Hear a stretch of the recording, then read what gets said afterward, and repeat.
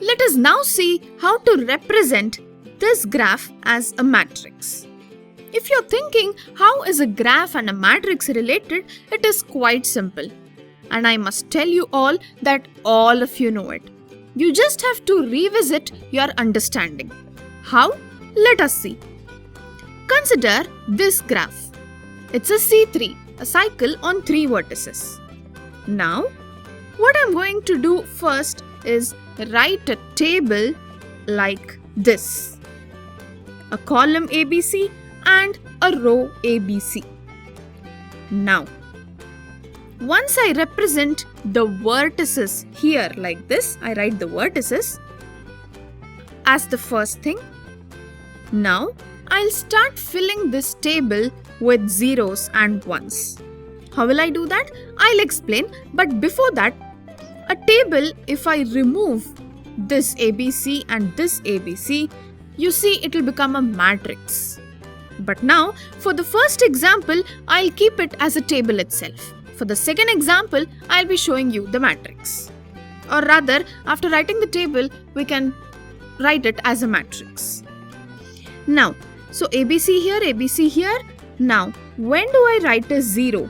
I write a 0 if 2 vertices are not connected.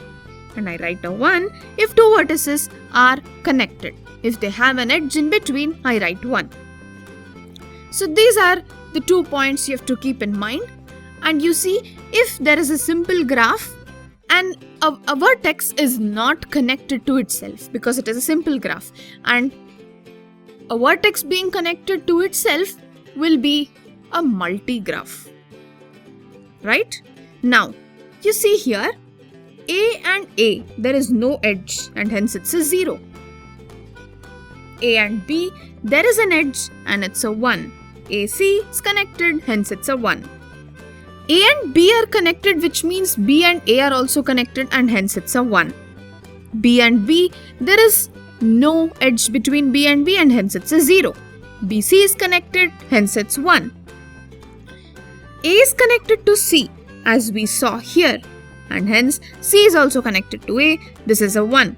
C is connected to B, this is a 1. C is not connected to C.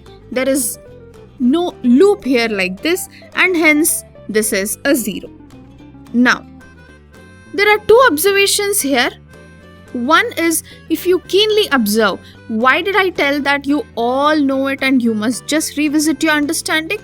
Yes, few weeks back we had studied the relations and representing relation in terms of a matrix. Well, this is just the same thing we are doing. We are representing here if 2 vertices are connected. There we just took 2 elements from a set and if they were related we put a 1. Right? That was a set theoretic approach and this is a graph theoretic approach. But the concept remains the same. Now, observation 2. What is it? Observe the matrix carefully. Don't you see that it is a symmetric matrix? Yes.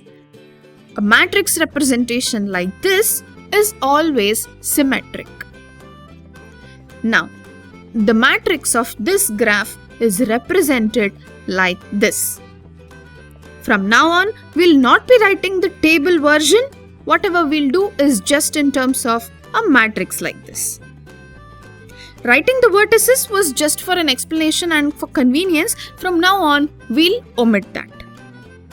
This matrix, where we represent which vertex is adjacent to which vertex in terms of zeros and ones, is called an adjacency matrix.